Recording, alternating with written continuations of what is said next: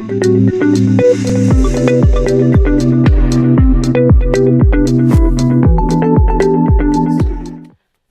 and welcome to InnoHealth Magazine podcast. I'm your host Soumya Singh. Today we will learn about eye health, technology and treatment around it.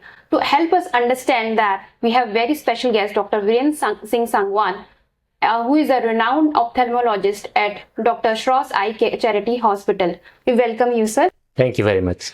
How are you, sir? I'm absolutely fine. Thank you so much. So, eye is very important organ of the body, and to be very specific, it's a sensory organs. So, I want to understand what inspired you to start your journey in the field of ophthalmology. Well, let me give you a very small story, Yes. and that story you can find in the book also. Okay.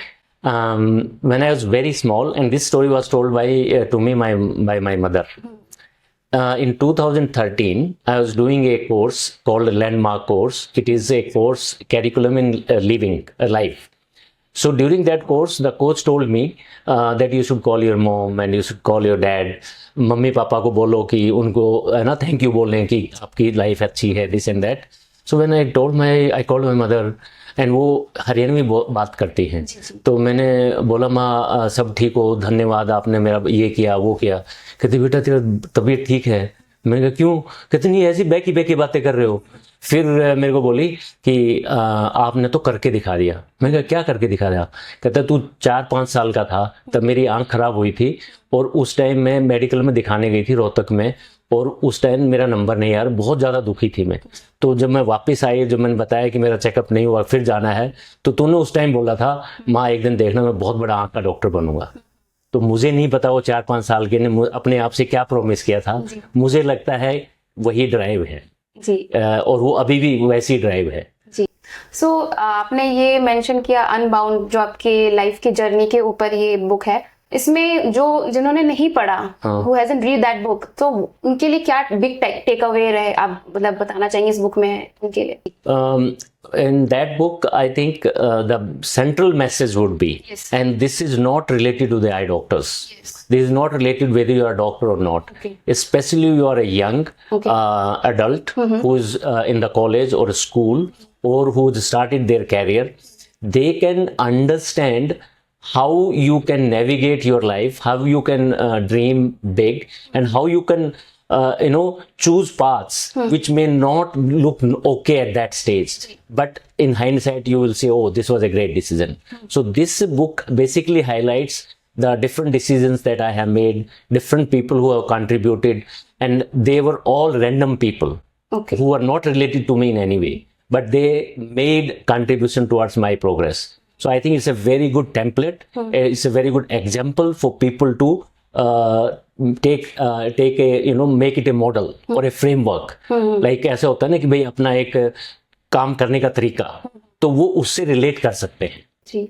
Like the title also says the unbound, किसी चीज से आपको रुकना नहीं है. हाँ, बंदिश नहीं है. So जैसे आपका जो प्रोफेशन है, your profession is in corneal treatment. So now there is a technology, AI, stem cells, and various technology. So what's the upcoming new technology in the field of eye care?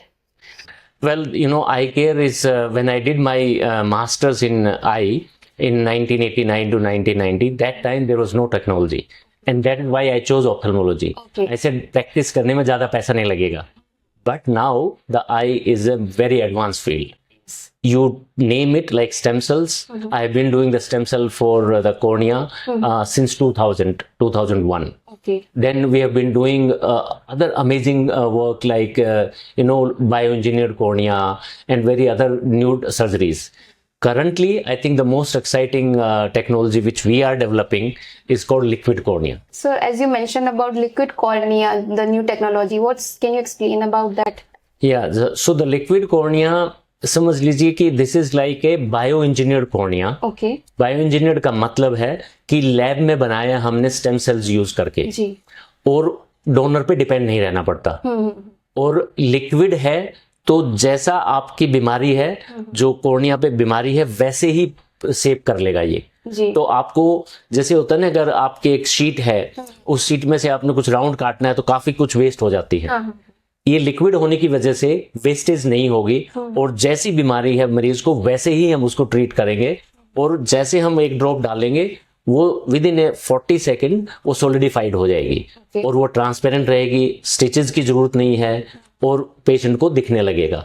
तो फिलहाल ये technology we are researching and doing animal clinical trials and then अभी DCGI and FDA America की उनको human trial के लिए जब हमारे पास पूरा डेटा होगा तो अप्लाई करेंगे और मुझे लगता है अगले 2-3 साल में ये टेक्नोलॉजी ह्यूमंस के लिए आ जाएगी।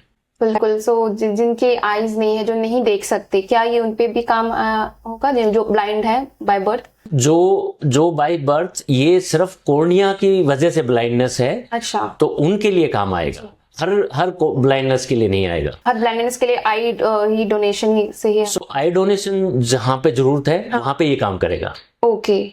आई डोनेशन का मतलब होता है कॉर्निया डोनेशन जी। अब पूरा आईबॉल ट्रांसप्लांट नहीं होता कहीं पे भी दुनिया में, तो जो कॉर्निया की बीमारियां हैं उनके लिए ये काम आ सकता है जी।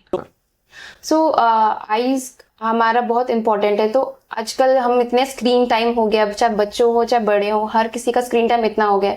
सो हम like what can we do to know protect our eyes, because we can't stop working, we can't stop because corporate life है and we have to work on computers for long day. So हम ऐसा क्या कर सकते हैं जिससे हमारी eyes, हमारा काम भी ना रुके और हमारी आईज का भी हेल्थ मेंटेन रहे? देखिए आईज बनाई है देखने के लिए, तो यूज करने के लिए बनाई है भगवान ने, तो यूज करने में कोई प्रॉब्लम नहीं है, बट उसका प्रॉपर यूज हो वो बेनिफिशियल रहेगा, उससे थकान भी नहीं होगी, आईज में इंजरी भी नहीं होगी। सो जिसका स्क्रीन टाइम ज्यादा है उन लोगों को क्या करना चाहिए?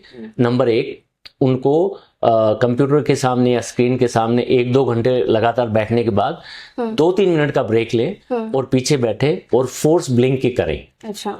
खोल लें, बंद करें 10 बार। ओके। उसके बाद दे कैन स्टार्ट वर्किंग। सो जैसे जैसे दिन बढ़ता जाता है आप ये ब्रेक्स लेते रहो और थोड़ा सा एक लुब्रिकेटिंग ड्रॉप्स आते हैं। अच्छा। जैसे हम लोग स्किन के लिए मॉइस्चराइजर लगाते हैं, उसी तरह आंख का मॉइस्चराइजर आता है, वो ड्रॉप्स है, उनमें कोई साइड इफेक्ट नहीं है, तो लेटर हाफ में वो यूज कर लेने चाहिए। तो ये हमेशा यूज करना चाहिए या फिर लाइक कुछ अगर सिम्टम्स है तब यूज करने चाहिए? जब आपको लगता है ड्राइनेस है, रफनेस है, आंख में हैवीनेस है, तो वो यूज करें जी। और अरेंजमेंट ऑफ स्क्रीन आपका ऐसा हो कि आप या तो आई के लेवल पे हो या आई से नीचे हो स्क्रीन, ऊपर नहीं होना चाहिए क्योंकि उससे नेक में स्ट्रेन आएगा और उससे आपका मसल्स फटीग ज्यादा होंगे।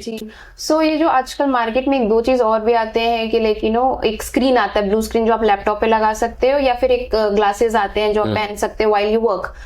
क्या ये किसी तरह से हेल्प करता है आई हेल्थ को मेंटेन करने में या प्रोटेक्ट करने में? मतलब आई एम नॉट श्योर कि बहुत ज्यादा हेल्प करता है, बट यस, अगर प्रोटेक्टिव स्क्रीन लगा लें आइदर आपके ग्लासेस पे या रिफ्लेक्टिव स्क्रीन जिसको बोलते हैं, ARC कोटिंग बोलते हैं, एंटी रिफ्लेक्टिव कोटिंग, वो, या फिर अपने कंप्यूटर के या फोन के स्क्रीन पे कुछ प्रोटेक्टर लगा लें तो डेफिनेटली विल हेल्प।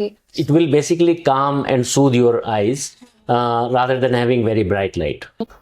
सो आजकल बच्चों में, छोटे छोटे बच्चों में देखा जा रहा है कि बहुत सारे छोटे छोटे बच्चे ग्लासेस वो पावर ग्लासेस लग रहे हैं। तो इसका क्या कारण है कि आजकल के जो बच्चे जो जस्ट लाइक 3 साल के हैं, इनको कुछ जेनेटिक चेंजेस? नहीं, जेनेटिक्स नहीं है, ये इन्वायरमेंट है।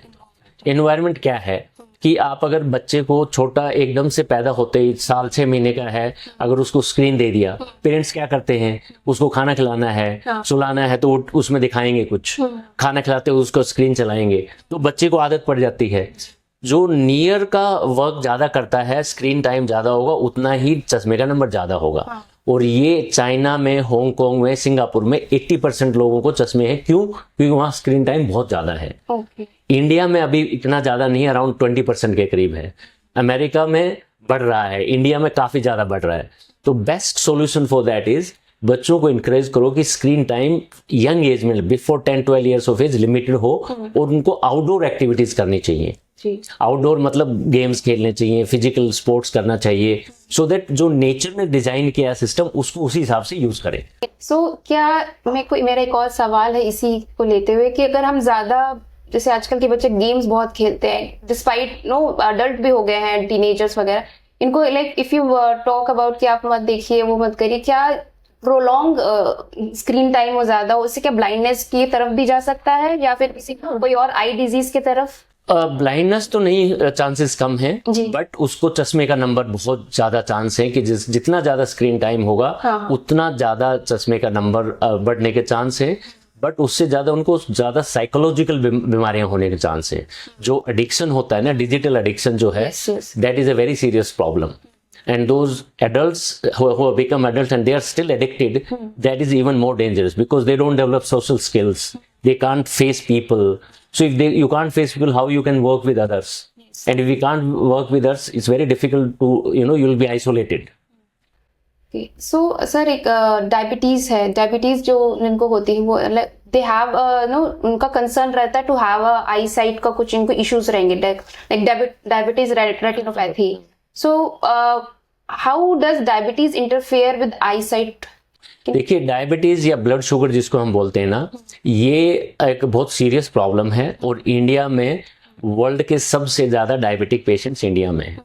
और जिनकी डायबिटीज ज्यादा ड्यूरेशन है उसके चांसेस हैं कि आई में अफेक्ट होगा।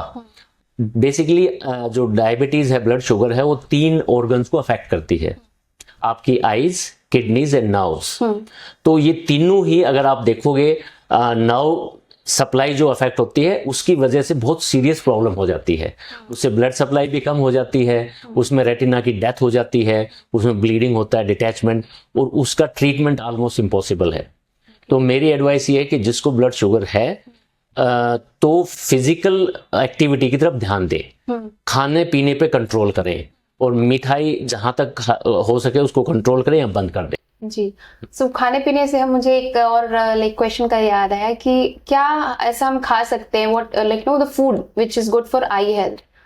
देखिए, जो ट्रेडिशनल हमारे दादी जी या मम्मी बताते थे बचपन में कि आप थोड़ी सी सीजनल फ्रूट्स हैं, सीजनल वेजिटेबल्स हैं, दूध दही है, ये सब आपका बैलेंस खाना खाओगे तो आपकी आई हेल्थ बहुत अच्छी रहेगी। जैसे सर्दियों में अगर गाजर मूली अगर आप खाएंगे तो उसमें विटामिन ए बहुत है, वो खाना चाहिए। दूध दही में विटामिन ए है, फैट है, वो बहुत जरूरी है हेल्थी आईज के लिए, हेल्थी बॉडी के लिए। जी।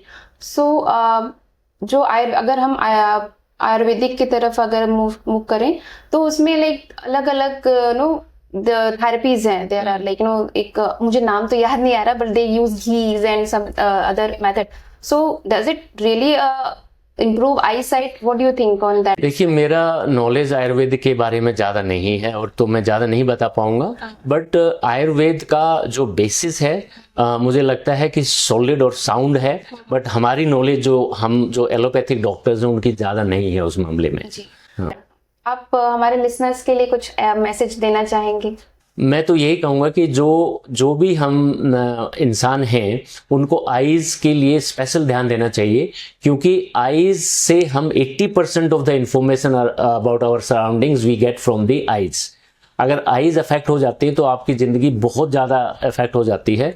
तो उसमें आप जिस स्टेज पे भी हो लाइफ के, बच्चे हैं, जवान हैं, बूढ़े हैं, अपनी आईज के लिए थोड़ा स्पेशल ध्यान दीजिए, खाने पीने का, काम करने का तरीका और रेगुलर चेकअप कराने। Thank you very much. Thank you so much, sir, for like so much information and about eye and what are the new technology. And thank you to our listeners for tuning in to InnoHealth Magazine podcast. We will bring you such more episodes like this, and hope you like this episode as well. Please like, share, and subscribe. And thank you so much. Thank you.